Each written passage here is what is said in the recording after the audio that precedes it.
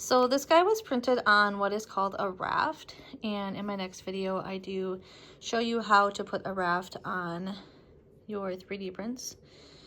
It just keeps things stabilized.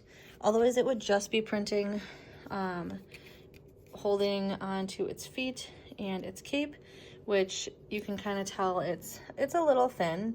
So if it's not super secure, it can get wobbly and fall over and then mess up your print.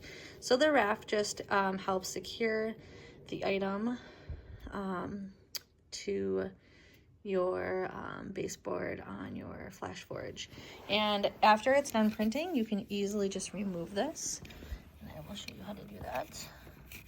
So this literally just pops off.